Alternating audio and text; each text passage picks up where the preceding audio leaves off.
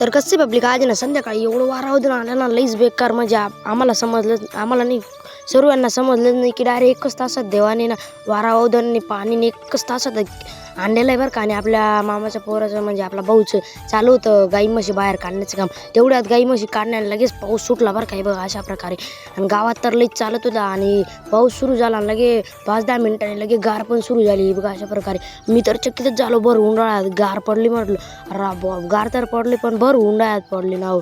तुम्हाला पण चकित वाटत असेल आणि तुमच्याकडे जर पाणी असेल तर तेवढं पण कॉमेंटमध्ये सांगा. गार तर बघा कशी चालू आहे एकदम एक नंबर. आणि लगेच पाणी बिणी मोकळा झाला ना लगे बघा अजून पण वारावधून चालूच आहे.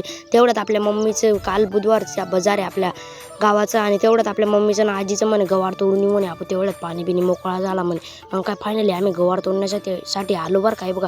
अशा प्रकारे मी पण आलेलो आहे. मग आपली मम्मी आजी आम्ही आणि म्हणजे गवारीचं शेत पण एकदम ओलं झालेलं होतं. मग काय फायनली गवार बिवार तोडून घरी बिरी आलो आणि पाणीचं अजून वातावरण होतं पण उघडून गेलं होतं. मग काय आपल्या आजोबा आणि आपला मोठा भाऊ मस्त म्हशी गाईंचं दूध बीत काढता आहे बघा.